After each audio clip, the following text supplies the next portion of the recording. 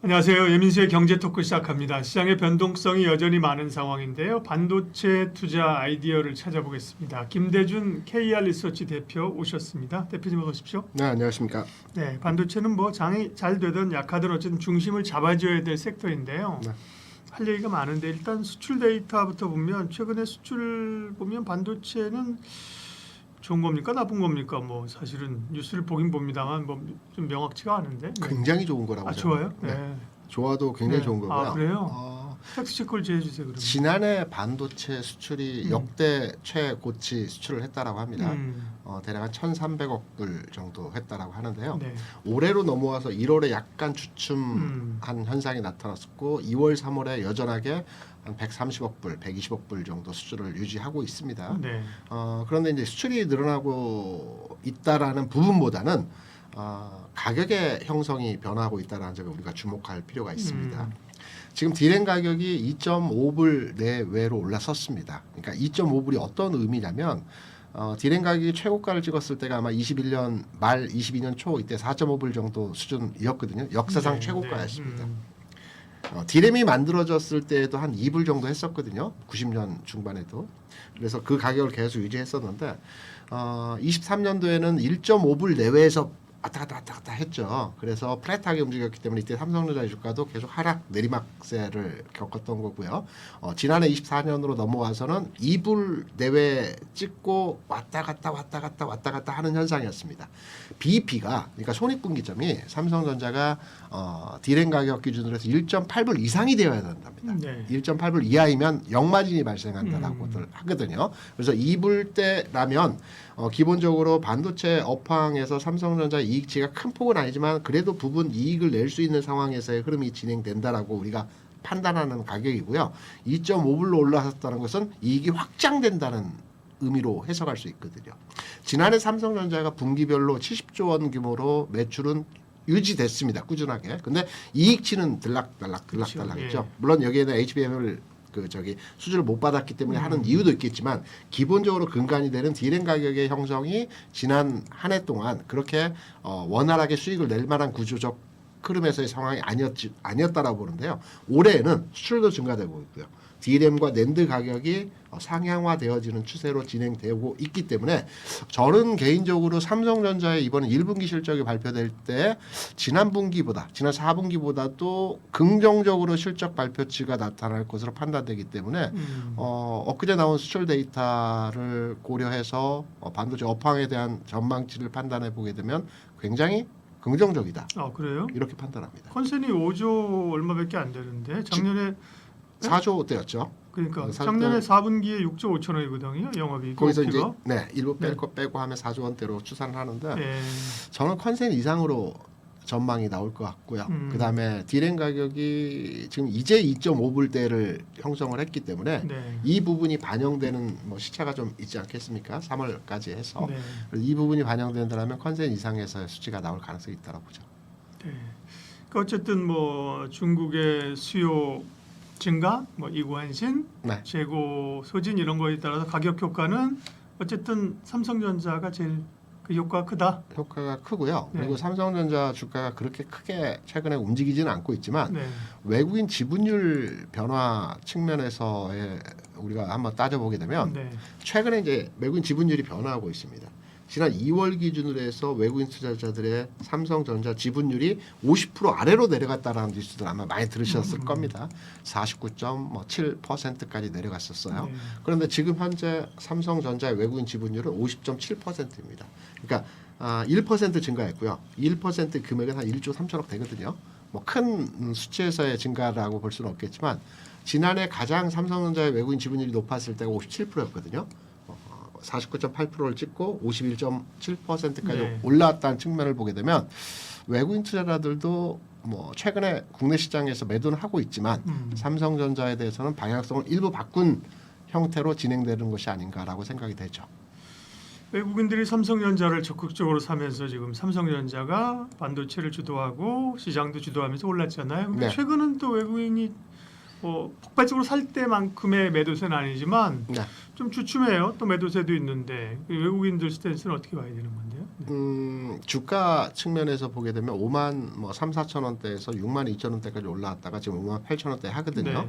가격적인 흐름에서의 모습은 뭐 자연스러운 과정에서의 흐름이라고 보고 있고요. 상승 이후에 조정을 받는 폭 또한 뭐 일반적 수준에서의 형태이고요. 외국인 투자자들이 이제 매도를 일부 최근 단기간 내에 공매도 이슈가 있으면서 일부 매도 진행 과정에서 흐름들이 나타나는데 이 부분은 우리가 이제 좀 더 깊이 있게 따져봐야 되겠지만 외국인의 매도는 최근에 선물과 연계된 매도 물량에서의 진행이라고 보고 있어요. 선물 시장에서 최근 3조 원 정도 매도가 나오고 있고요. 이 매도는 과거에 그러니까 과거라기보다는 지난 3월 초 중순에 샀던 3조 원을 그대로 다시 되파는 상에서의 과정이기 때문에 삼성전자에 대해서는 매도가 나오고 있지만 매도의 폭이 그렇게 크지는 않은 측면이 있습니다. 그래서 뭐 공매도 이슈라든가 또는 반도체에 대한 삼성전자의 외국인의 차별화 정책이라기보다는 최근 주가 움직임에 따른 변화에 외국인의 일부 매도가 나오는 측면이기 때문에 간과해도 되지 않을까라고 생각되는 부분이죠. 네. 자, 그러면 트럼프 관세 얘기를 해볼게요. 네. 뭐 트럼프 관세가 뭐 전 세계 주식시장뿐만 아니라 전 세계 경제를 들었다 놨다 하는데, 그렇죠.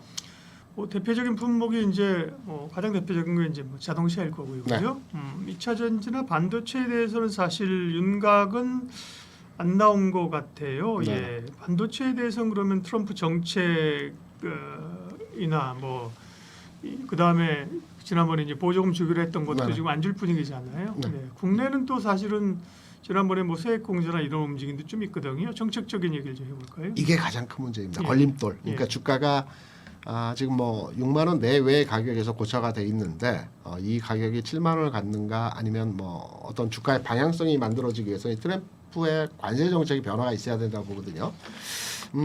뭐 방금 전에 나온 기사들을 이제 추론해서 보게 되면 트럼프 관세 정책에 대해서 상대 관세 그러니까 한 15% 정도 우리나라나 유럽이 부가세를 한 우리나라는 10% 일본도 10% 네. 유럽도 한 20% 부가세를 부과하기 때문에 여기에 대해 상대적 개념으로서 한 15% 정도 관세를 부과할 것이다라는 측면에서의 얘기들이 지금 나오고 있습니다.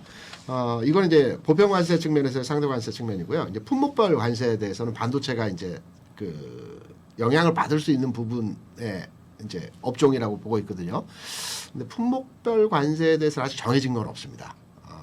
이산지도 마찬가지고 반도체도 마찬가지고요. 네. 이제 세액공제 같은 경우에도 마찬가지로 확실하게 정해진 건 없거든요. 근데 제가 생각하는 바는 한번 저는 이렇게 따져봐요. 이제 음모론적이 아니고요. 시장에서 트럼프 관세 정책의 주요한 요인과 관세 정책을 추진함으로써 어떻게 변화할지를 판단해 보게 되면 그 이제 반도체만을 국한해서 보겠습니다. 삼성전자가 텍사스 쪽에 공장을 짓고 있거든요. 텍사스 쪽은 주로 이제 그 민주당 쪽 의원들이 이제 많이 다수가 그 점하고 있는 지역이라고 저는 알고 있습니다. 네. 지금 미국 의회 구조를 보게 되면 민주당과 공화당이 225, 200, 그러니까 450석이니까 220석, 20석 비슷합니다. 원래는 공화당이 좀 많았는데 이제 정부로 착출된 인원들 빼게 되면 동수이거든요. 그러면 트럼프 대통령이 앞으로의 정책을 추진하고 입안하고 진행하면서 이 의회의 결정을 받아야 될 사안들이 많이 있거든요. 이런 과정에서 과연 상대당의 후보 지역에 공장을 짓고 있는 부분에 대해서 어떤 세액이나 IR 칩 관련 법안을 기존 추진 정책과 다른 방향으로 갈 것인가? 이것도 좀 우리가 의문점으로 받아야 되기 때문에 에이, 트럼프인데 트럼프를 그렇게 착하게 볼 수 있나? 사실은 이제 제가 좀 알기를 하면 어쨌든 네. 아직은 이제 민주당이 하원에서도 이제 공화당이죠. 공화당이 다수당이고 그죠? 네네 다수는 그렇죠. 그런 거를 사실은 뭐 우리가 상식적으로 뭐 배려하고 그럴 인물이 아니잖아요. 트럼프는. 트럼프 대통령이요. 네. 제가 보는 관점입니다. 네. 가장 큰 지금 관세 정책을 추진하고 있는 이유가 네. 저는 그 예산, 그러니까 정부가 쓸 예산이 지금 바닥이 나버렸습니다. 그러니까 부채 한도 협상을 이제 해야 되거든요. 네. 이게 36조 달러에 대한 부채 한도가 지난 1월에 딱 차버렸습니다. 금액적으로. 그리고 시한도 차버렸고요. 네. 아마 4월, 5월 중에 부채 한도 협상을 해서 여기에 추가된 재정을 기반으로 해서 본인이 하고자 하는 사업들을 추진을 해야 되는데 이 부채 한도 협상을 추진하기 위해서는 채권을 발행해야 되는데 발행 시장에서의 채권은 낮은 금리로 발행을 해야 유리하거든요. 그래서 금리를 낮게 진행되는 과정으로의 지금 현재 그렇죠. 1.9 성공한 거고 성공. 그거는 그렇죠. 위기를 만들고 이제 경기 침체에 대한 걱정도 하면 채권금리 많이 내려왔잖아요. 그렇죠. 4.2% 정도 하는 것 같은데 10년물이 이렇게 낮은 금리를 유지하기 위한 정책적인 하나의 방법이고요. 그리고 경제와 주식시장이 지금 최근에 하락하고 이렇게 이런 지금 뭐 위기적인 분위기가 만들어졌을 때 부채 한도 협상을 가지고 양 당이 논의를 하지 않을 것 같거든요. 그냥 협상에서 통과를 가볍게 통과시킬 것 같아서 그러면 트럼프 대통령 입장에서 보면 러시아를 압박해서 전쟁을 좀 운행시키고 주식시장을 구한 영웅이 될 수 있는 4, 5월 달에 어떤 시나리오를 가지고 접근하는 부분이 있지 않나라고 저는 개인적으로 생각하기 때문에 이 관세 정책과 연계된 시장에 지금 압박된 어떤 흐름들이 네. 이번 주에는 뭐 여러 가지 그 고용 지수라든가 데이터가 나오는 파월 의장의 연설이라든가 이런 내용들이 있어서 시장이 상승으로 바로 전환하기는 어렵겠지만 시차를 두고는 관세 정책이 유연화되고 시장은 다시 전환할 수 있는 영웅이 되어서 돌아오는 트럼프를 우리가 예상해 볼 수 있는 이런 시나리오도 가능하지 않을까 생각하죠. 노벨 평화상 주는 거예요? 뭐 경제도 구하고 위기도 전쟁도 구한 어떤 그런 네. 측면. 그래서 이게 이제 반도체로 넘어와서 또 네. 관세로 넘어와서 보게 네. 되면 이제 극단의 지금 뭐 출구 전략과 마지막 단계에서의 그 관세 정책과 지금 추구하고 있는 여러 가지 시장 압박적 정책들이 그 피날레 마지막 구간에서의 흐름이 아닐까라고 생각되는 부분들도 있습니다. 이번 주, 다음 네. 주까지 해서. 저도 뭐 일단 불확실성에서 그다음에 트럼프가 결국은 이거를 카드로 쓰는 건 맞거든요. 네네. 그렇죠? 각국마다 이제 개별 이제 일단 때려놓고 그죠? 그렇죠. 기준 때려놓고 각국별로 협상해서 국가별로 산업별로 얻어내겠다는 거잖아요. 그죠? 그거는 이제 불확실성의 해소로는 동의하지만 말씀하신 것처럼 그게 트럼프가 정말 시장도 살리고 영웅의 귀환으로 해서 간다고 보기에는 개인적인 생각은 그죠. 저는 이거 너무 낙관적이다. 저는 그렇게 이제 보고요. 네. 네. 말씀하신 내용이 네. 트럼프 거래 기술에 보면 딱 핵심적인 네. 내용이죠. 압박하고 협상한다. 그러니까. 네. 근데 어쨌든 뭐 정책적인 거 우리가 뭐 예측은 하는 거지만 사실은 정확한 경로를 보기는 좀 어려운 거고 다만 이제 좀 있을 수 있는 가능성들을 본 거고요. 우리는 어쨌든 이 대응이잖아요, 그죠? 그렇죠. 예, 대응을 해야 되니까 그러면 반도체 업종에 대한 대응, 그 다음에 또 종목 전략 좀. 제가 앞서서 환경을 말씀드렸잖아요. 수출 데이터가 증가하고 있고 네. 여기에 이제 디램 가격의 상승으로 삼성전자를 비롯해서 반도체 업종에 대한 기존의 어떤 수익성이 개선된다는 환경 문제를 얘기했었고요. 그 다음에 수급적 측면에서 외국인 투자자들이 1%이지만 지분율 구조 측면에서 바닥은 찍고 일부 증가시키는 환경에서의 수급 동향에서의 그 상황을 말씀드렸습니다. 그러면 이제 다시 반도체를 세분화시켜서 이게 이제 투톱 제외하고요. 삼성 하이닉스는 뭐 괜찮긴 하지만 우리가 투자 가치 측면에서는 약간은 소부장 종목과는 괴리를 보여주기 때문에 이제 소부장단으로 넘어와서 반도체에 내가 현재 투자를 해야 된다라고 판단을 했을 때 과연 어떤 종목 어떤 섹터에 투자를 해볼까라는 측면으로 접근을 해보게 되면 저는 뭐 지난 시간에 잠깐 언급해드렸지만 디램 가격이 올라가고 있고요. 전반의 흐름에서 수출이 여전히 유효하게 그 상향화되는 흐름을 보여주면 생산성이 늘어나고 어떤 그 수출이 다변화되면서 향상되는 과정에서 당연히 전공정단의 종목들이 움직일 가능성이 크다라고 보고 있어요. 최근의 움직임을 보게 되면 소재단에서 우리가 이제 대표적인 종목들도 있겠지만 움직임이 오늘 장까지 해서 특이하게 주목해볼 만한 흐름을 보여주는 종목 중에서 TSK라는 종목이 있습니다. 네. 이 흑연을 기반으로 해서 세정하는 세척하는 그 재료를 만드는 회사거든요. 소재단의 종목입니다. TSK의 움직임이 예사롭지 않은 가격의 흐름이 진행되는 과정을 보여주고 있다는 점 눈여겨보고요. 한솔케미칼 같은 경우에도 최근에 주가 흐름에서 모습을 보게 되면 8만 원에서 14만 원까지 반등을 줬어요. 최근에 12만 원, 뭐 11만 원 중반까지 이제 조정을 받긴 했지만 8만 원에서 14만 원, 12만 원 그러니까 우리가 볼 때 최근 14만 원 꼭지를 놓고 본다면 12만 원 조정이 큰 폭의 조정이구나. 뭐 15% 20% 가까운 조정이구나라고 판단할 수 있는데 최근 흐름에서의 모습을 보면 8만 원, 14만 원, 12만 원 그리고 다시 재상승할 수 있는. 그러니까 소재단에서의 종목들은 대부분의 지금 주가의 경로 자체가 바닥 찍고요. 1차 상승 보여줬고요. 네. 지금 조정을 받고 2차 상승을 대기하고 있는 과정이라고 저는 개인적으로 생각을 합니다. 그래서 소재단의 종목들, 티스케이, 한국케미칼, 동지세미컴, 솔브레인 같은 종목들은 현 시점에서 조정을 충분히 받았기 때문에 지금 현 시점 관심 가져도 된다는 지점입니다. 그리고 여기 플러스 알파로 해서 전공정단에서 이제 장비와 관련된 전공단의 종목을 보게 되면 뭐 유진테크라든가 원익 IPS 같은 종목들도 최근 단기적으로 볼 때는 주가의 조정 측면에서 흐름을 보여주고 있지만 여기서 재상승, 그러니까 바닥 찍고 일부 상승 보여주고 조정받는 과정에서 탄력도는 소재보다 다소 약하지만 이 종목들도 반도체 공략 대상 종목으로 현 시점에서 우리가 바라봐야 된다고 생각을 하고 있죠. 네. 주로 소부장 얘기를 하셨는데 네네. 전공종의 소재하고 장비를 말씀하시고 그러면 삼성전자 하이닉스보다도 소부장 쪽이 더 지금 좋은 전략이라는 생각이신 거예요? 우리가 이제 네. 개인 투자자들이 주식을 투자하고 접근할 때 삼성전자의 투자 개인이 뭐 400만 명이라고 해서 가장 많은 포지션을 차지하고는 있으나 삼성전자의 개인 주주. 네, 550만에서 좀 줄었습니다. 네. 400만 명이라고 가장 선호하는 종목이긴 하지만 이제 우리가 주가의 탄력성 측면에서 보게 되면 삼성전자 하이닉스보다는 소부장이 좀 더 탄력적. 그러니까 지금 반도체가 좋아진다 하는데 삼성전자를 사서 몇십 프로 또는 몇 프로의 수익률을 얻는 것보다 좋아진다 하니 소부장을 사서 그 이상의 수익을 노려보는 게 투자 측면에서의 효율적 방법이라고 생각하기 때문에 지금은 반도체에서는 소부장을 봐야 된다. 이렇게 생각합니다. 공매도가 재개되면 오히려 2차 전지는 수혜를 입고 좀 올라갈 걸로 생각했는데 네. 공매도에 타겟이 되고 있고 시장도 뭐 좋지 않고 그죠? 네. 여전히 부진해요. 네, 공매도와 관련된 2차 전지 흐름들은 며칠 지났습니다. 어떻게 체크할까요? 언론에서 2차 전지 업종이 공매도의 타켓이 되었다라는 뉴스들 많이 나옵니다. 네. 공매도 우려도 심하게 이제 확산되고 있고요. 저는 이게 잘못된 표현이고 잘못된 내용이라고 생각을 합니다. 왜요?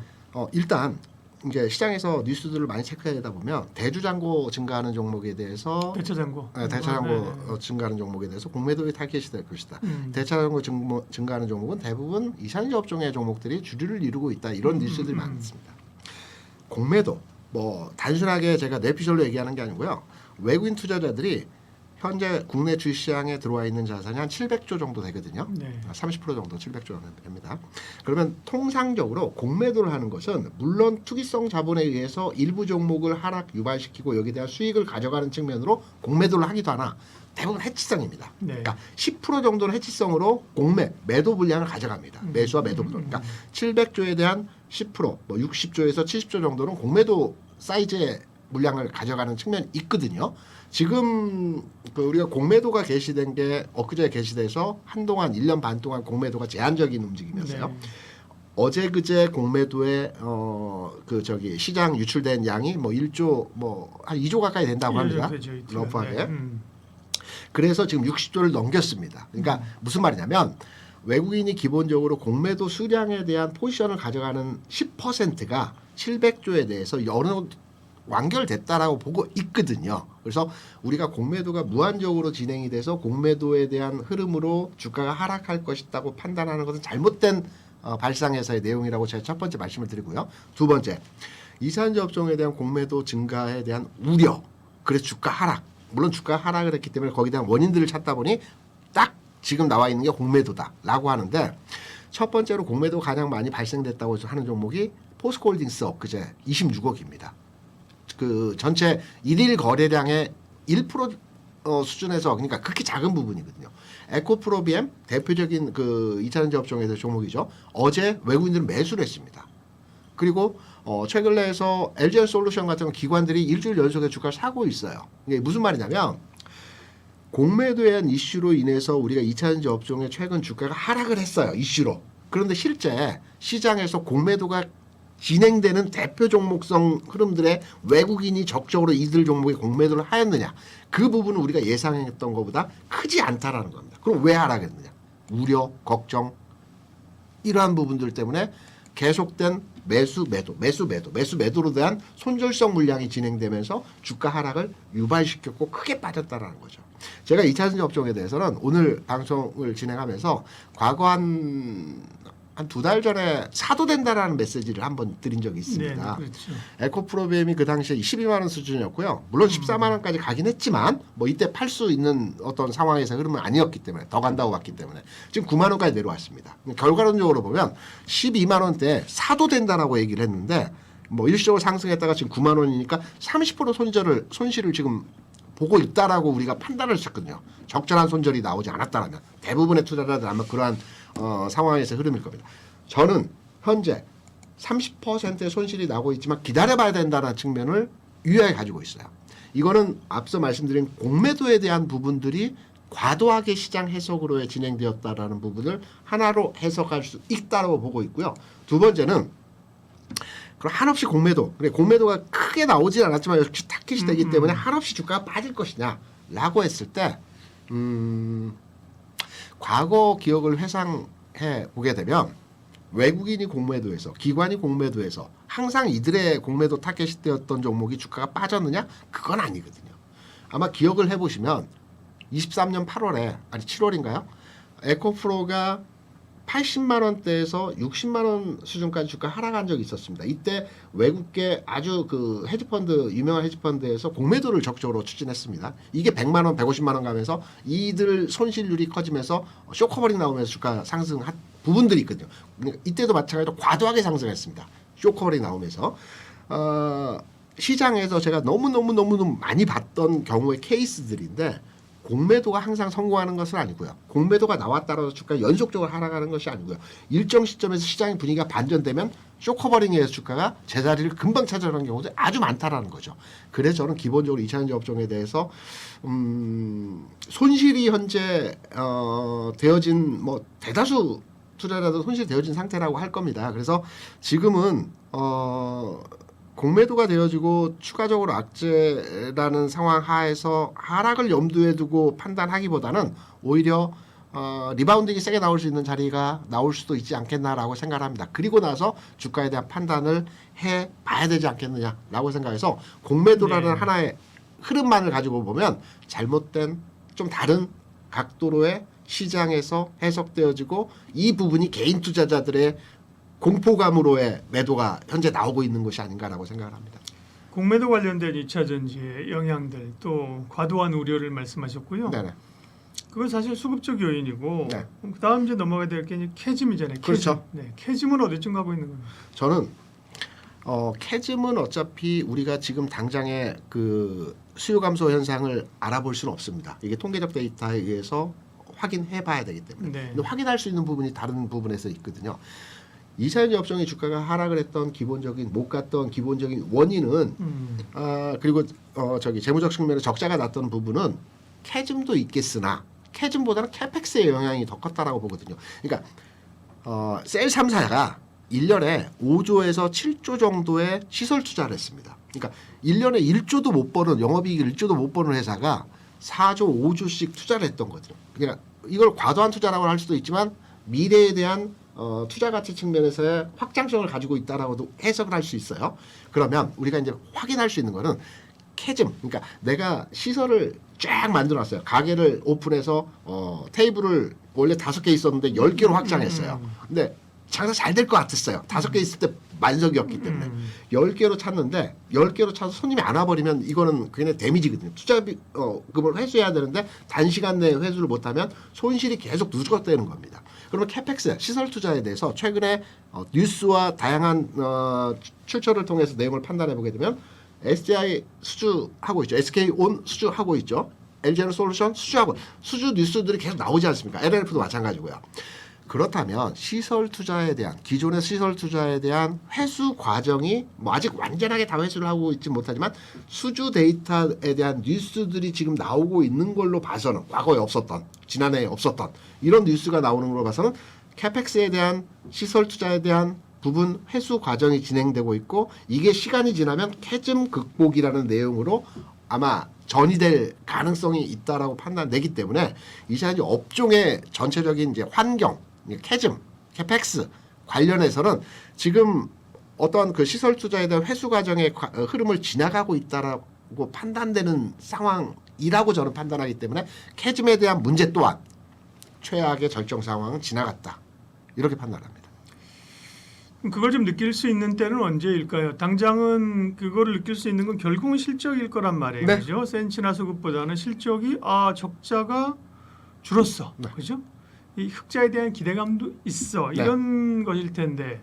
다 이제 1분기가 지났잖아요. 그죠? 네. 1분기 실적은 드라마틱하게 좋아질 일은 별로 없을 것 네. 같고. 그죠? 네. 그럼 실적 관련된 혹은 이제 그런 소위 좀 서광이 비칠 수 있는 시기는 언제쯤 될까요? 저는 1분기 실적이고요. 네.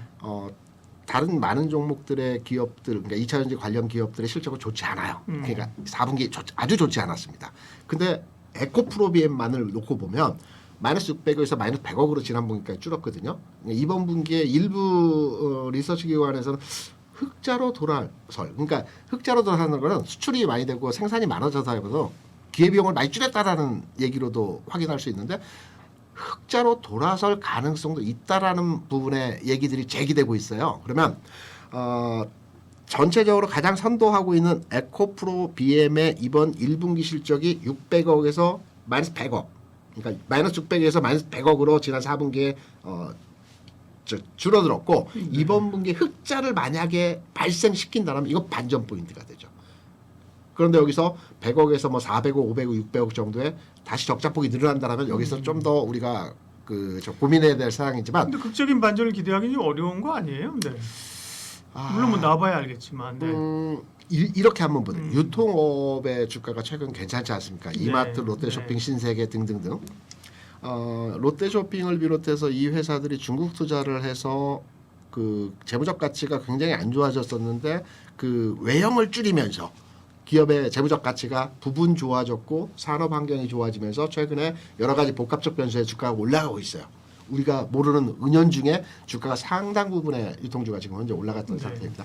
유통주 마찬가지입니다. 업황이 안 좋고 유통주는 캐즘이라고 얘기하지 않았지만 캐즘 자체 현상을 극복해 나가는 과정이거든요. 실적 자체도 굉장히 안 좋았다. 이번에 좋아지는 데이터가 나오면 주가가 여기 탄력을 받을 건데 네. 이사연지 업종도 마찬가지입니다. 저는 확인할 길은 이번 1분기 실적에 대한 데이터를 우리가 받아봐야 되겠으나 지난 3분기, 4분기 실적 대비해서 이번 1분기 실적이 더 안 좋게 나온다라고 가정할 수는 없는 현재 분위기는 아닐까라는 게 저 개인적인 생각이고요. 네.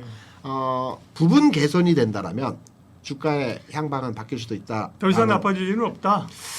뭔가 좀 기대감들이 불투명하나 기대감이 상존해 있다. 그렇죠. 불투명하나 네. 기대감은 충분히 가져볼 수 있는 상황이다. 이게 맞는 표현이라고 생각을 합니다. 네. 기업별로 좀 볼게요. 네. 근데 지난번 사실 LG화학이 실적이 좋았고요, 그죠? 그래 주가 많이 올라갔죠. 네. LG화학은 사실은 오로지 뭐 2차전지와 관련된 소재가 아니라 이제 화학이 섞여 있고 그죠. 네. 그거랑 어쨌든 셀사 가운데서는 그래도 제일 기대되고 안정적인 게 LG에너지 솔루션인 것 같아요. 네. 그걸 구축한 기업들이 LGsol루션 제가 앞서서 이제 기관 투자자들이 최근 일주일 이상의 매수를 하고 있다라는 특이점이 있다라는 부분을 말씀을 드렸고요. 네. 그다음에 공매도와 외국인 투자자들의 2차 전지를 바라보는 관점이 아직은 보수적이지만 매수다, 매도다, 바이다, 셀이다 확정적으로 판단할 수 있는 2차 전지 업종에 대한 평가는 우리가 들여다보기 어려워. 왜냐하면 셀 3사를 보게 되면 외국인 투자자들은 매수, 매도, 매수, 매도를 반복적으로 진행하고 있습니다. 3월 중순까지만 하더라도 굉장히 2차 전지 업종에 긍정적이었어요. 그러니까 특히 LG화학 말씀을 주셨는데 네. LG화학이 잘 나가던 주가가 최근에 쭉 밀렸죠. 외국인 투자자들이 LG화학에 대해서 최근 그러니까 3월 중순부터 3월 하순 거의 마무리까지 매수를 적극적으로 했던 부분들이 있었어요. LG솔루션도 마찬가지고요. 근데 여기에서 갑자기 최근 주가 빠지면서 매도로 일부 변화된 상황에서 흐름들이 진행됐거든요. 이거는 외국인의 시각이 바뀌어서가 아니라 기관 투자자들은 기계적 매매를 한다라고 저는 생각을 하거든요. 또 그렇게 봤고 일단 로스컷 가격을 벗어나게 되면 기계적으로 자동으로 매도가 나가는 부분에 진행이 됩니다. 지금 선물 시장이나 현물 시장에서 외국인이 매도하는 것도 마찬가지입니다. 3조 각각 현 선물 시장에서 한 5, 6일 동안 매도를 하고 있는데 이게 3월 중순에 3, 4조 정도 매수를 했던 부분이에요. 그러니까 매수했던 게 뒤집어지니까 손절이 나가는 거거든요. 그래서 LG화학그룹에서 LG솔루션도 마찬가지지만 외국인들은 시각은 중립, 매수했고 손절했고 기관들은 시각은 긍정, 개인들만이 주변 변수나 주변 요건에 의해서 흔들리는 매수하고 손절하고 매수하고 손절하고 이런 과정에서 흐름들이 나타나기 때문에 기본적으로 양 주체, 그러니까 시장을 바라보는 큰 주체라고 할 수 있는 기관 외국인들의 셀 3사에 대한 뷰는 나쁘지 않다. 그래서 상승할 수 있는 여지에서의 흐름들은 충분히 만들어낼 수 있다. 소재사들은 최근 이슈에 대해서 과민 반응으로 주가가 8% 9%씩 이렇게 급락하는 현상으로의 주가 상황이 나타났지만 이건 리바운딩에 의해서 강한 리바운딩, 그러니까 쇼스퀴즈에서 회복력을 가질 수 있는 상황이 만들어질 것 같다라는 게 기본적인 2차전지 업종에 대한 현재 시점에서 네. 제가 바라보는 관점이라고 생각합니다. 셀사들은 LG에너지솔루션이 가장 안정적이고요. 삼성 SDI는 뭐 지금- 2조의 유증에 네. 대한 부담들이 아직 있는 거죠. 그렇죠. 그렇게 보면 뭐 SK 이노베이션도 돈 들어갈 일이 있고 그죠. 네. 투자들 LG 엔솔 같은 경우는 여기도 투자가 많을 텐데 아니 왜냐하면 SDI도 그렇고 하나 에어로스페이스도 이런 거 이제 경기가 걸려가지고 또 누가 유증하면서 돈 달라고 할까봐 기업들이 그죠. 2차 전지는 또 지금 벌리는 돈이요. 그나마 사실 하나 에어로솔루션은 벌리는 돈이 있는데도 유증을 해서 그렇죠. 욕을 먹는 거고 네. 지탄을 일정 부분 받을 만한데 네. 2차 전지 사실 돈을 못 벌고 있으니까 그죠. 그렇죠. 투자를 또 멈출 수도 없잖아. 그렇죠. 그런 거에 대한 부담이 있는 건데 어쨌든 셀 쪽에서는 LG 에너지 솔루션을 제일 좋게 보는 것 같고 소재단은 그럼 어떻게 봐야 돼요? 네. 소재단은 지금 뭐 공이 뭐 5%냐 10%냐 뭐 차이일 뿐이고 대부분의 주가 경로는 신저점을 깨는 형태가 아마 대부분의 종목들이라고 판단합니다. 그래서 네. 뭐가 좋고 뭐가 나쁘고 이런 판단의 근거를 잡을 수는 없는데 이럴 때는 사람들이 이제 나중에 주가 반등을 줄 때 투자자들이 어떤 종목을 선택을 하냐면 과거의 기억이 잔상이 많이 남아있던 종목들을 투자하게 되거든요. 그러면 에코프로 BM이 그렇죠. 가장 탄력을 보여주는 흐름에서의 주가가 리바운딩 과정에 나타날 수 있기 때문에 타겟팅 1번의 소재단에서의 종목은 에코프로 BM이 단연 1순위라고 볼 수 있겠죠. 오늘은 많이 빠졌습니다. 양극재 가운데는 이제 테슬라 모멘텀으로 LNF를 얘기하는 분이 많던데 제가 LNF를 굉장히 긍정적으로 봤던 그 1인이었어요? 1인이었습니다. 그 중에.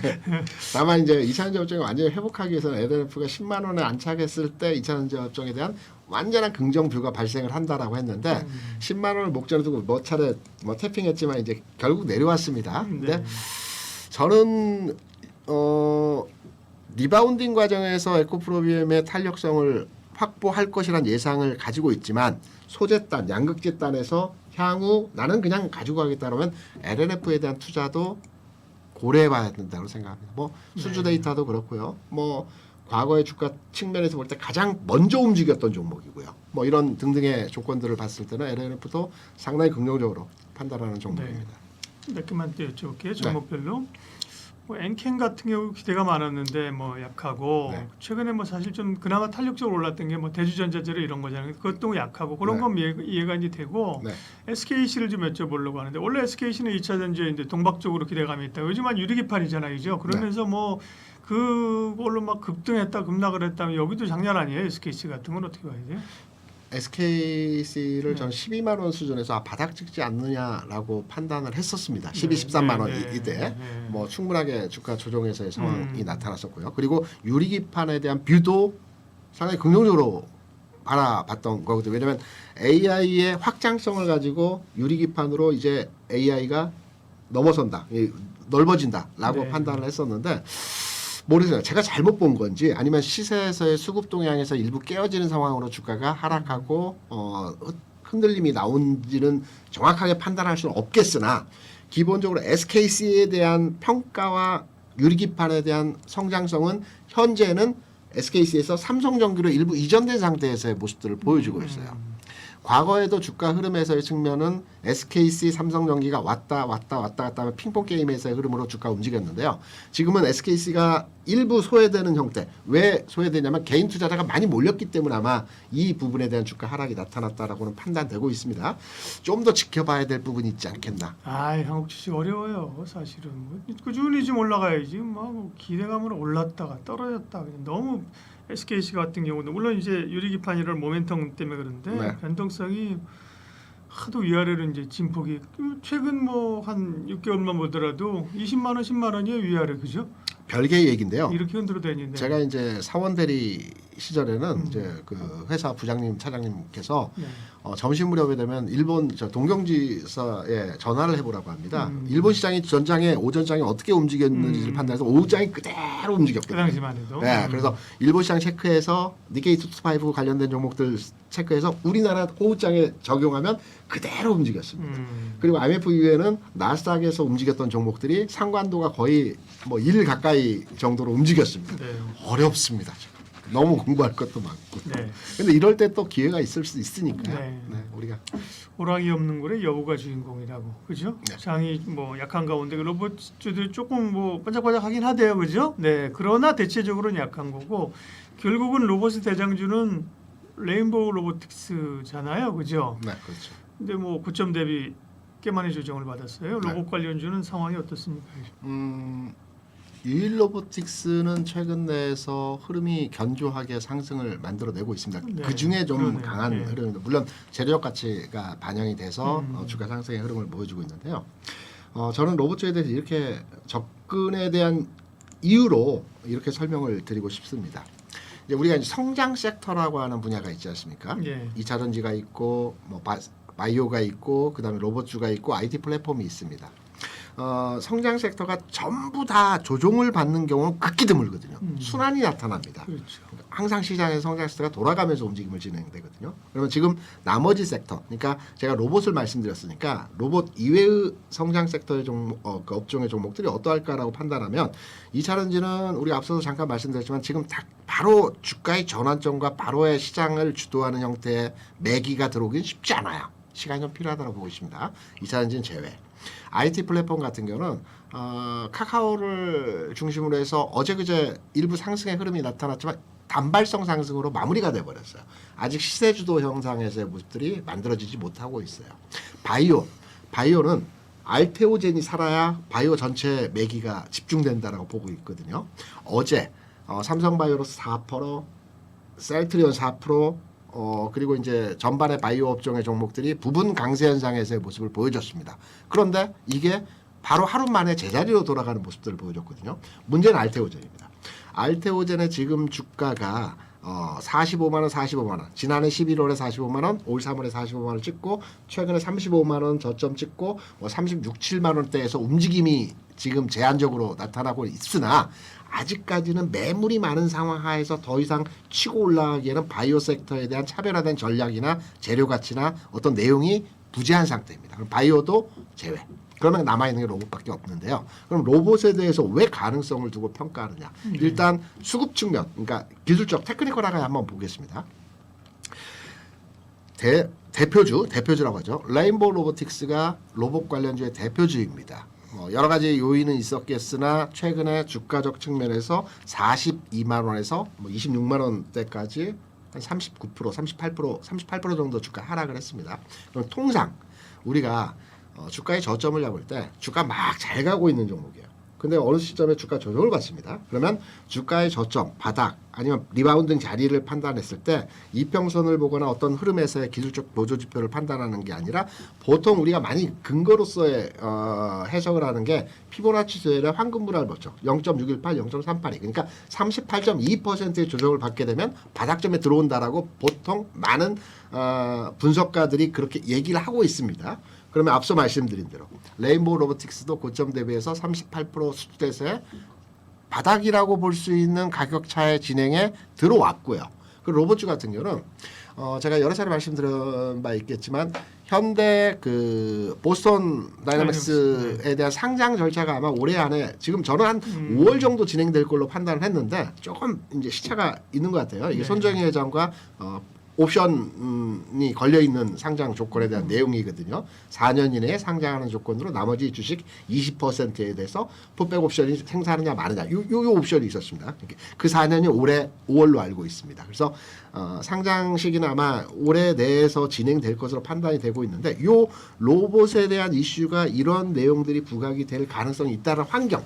그러니까 로봇이 계속 언론에서 자극적으로 전달이 되게 되면 로봇들이 움직일 수 있는 환경이 만들어지고 테크니컬하게 저점에 들어왔고 그리고 최근에서 이제 개별 흐름에서의 종목이라고 볼 수 있는 유일 로보틱스라는 종목이 오늘은 고점에서 다소 밀렸지만 네. 아침 장시 시초가에 굉장히 세게 출발해서 음봉으로 이제 살짝 꼬리 달면서 마감했지만 하나의 어떤 흐름이 강하게 표출되는 종목이 나왔고 대표주인 레인보우도브스가 반등줄 자리에서 흐름의 선상에 있다라는 측면을 보게 되면 로봇주가 성장 섹터에 대해서 이번 흐름에서 시장이 이번 주간 정체성 여러 가지 정책 이슈로 인해서 정체성을 보일 때 정체되는 흐름에서의 모습을 보일 때 로봇주가 움직일 가능성이 있기 때문에 관심을 가져야 된다 이렇게 판단합니다. 네. 그러니까 요일 로보틱스는 이제 SK-온 미국 법인하고의 네. 얘기가 나왔어요. 네네. 그러니까 그 개별 재료가 있었죠. 네. 그러니까 또 이제 개별 기업보다는 로봇주 전반적인 뭔가 좀 기대감이 있어야 될 거잖아요. 그렇죠. 예. 지금 말씀하신 뭐 가격뿐만 아니라 그러려면 뭐 어쨌든 휴머노이드 로봇 이런 거 굉장히 많이 얘기했었는데 그죠? 뭐가 좀 모멘텀이 나올 수 있는 거리가 있을까요? 시기나 뭐. 네. 로봇 산업에 대해서 우리가 이제 그 들여다보게 되면 최근에 중국에서 네. 화웨이하고 몇몇 그룹들이 로봇에 대해서 올해부터 그 저기 상용화 로봇을 출시한다라고 합니다. 네.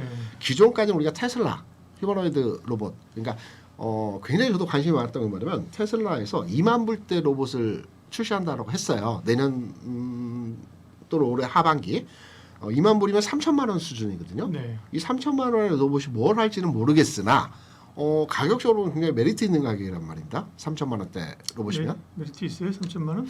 뭐 작업용 로봇이니까 여러 가지 도움을 그렇죠. 줄 수 있는 청소 제가- 이런 거 하지 않겠습니까? 제 농담이지만 집에서 3천만 원이 부담스럽죠. 그렇죠. 여기 뭐 산업용이나 뭐 그런 거면 사실은 많이 다운된 거죠, 그죠? 네. 근데 기존에 애플에서 만들려고 했던 로봇은 1억이었습니다. 네. 이 가격 차에 보면 테슬라의 3천만 원 싸게 보이는 느낌이 있거든요.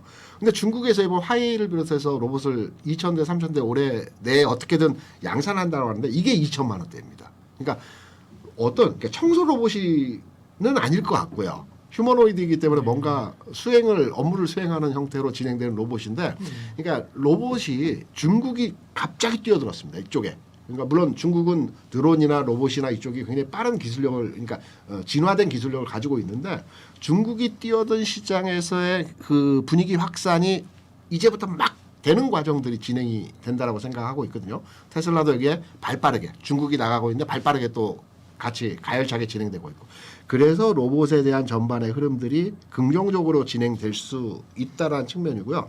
조금 원론적인 얘기를 수는 있겠으나 저는 로봇이 뭐 올해 못 갈 수도 있고 올해 움직일 수도 있겠으나 궁극으로 산업 측면에서 보면 내년, 5년 뒤, 10년 뒤의 흐름에서 보면 로봇은 쭉 성장하는 산업일 건데 이게 이제 4차 산업하고 연계돼 있다고 생각하거든요. 원론적입니다. 4차 산업이면 우리가 사물 인터넷, IT, 인공지능, 통신이 이제 4차 산업인데 이게 합산된 게 로봇이라고 생각하거든요. 그래서 로봇은 뭐 궁극으로 크게 보면 이제 제대로 된 종목이 아직 나타나지 않았기 때문에 레인보우를 우리가 많이 얘기하고 있지만 이 또한 아주 차별화된 원티어의 로봇주는 아니라고 저는 생각을 하고 있거든요. 삼성이 관심을 가져서 주가 움직인 것뿐이고 어떤 로봇에 대한 혁신적인 기업이 국내에서도 나올 가능성이 있고 또 전반의 흐름은 로봇 쪽으로 가는 산업이라고 판단을 하고 있고요. 단기적으로 봐서는 성장 섹터의 순환매와 가격적인 반등 구간에서 흐름이 나왔기 때문에 이번 주 로봇주에 대한 관심도가 요구된다. 다음 주 정도까지 해서 그래서 로봇주는 관심 가져야 된다고 생각합니다. 네.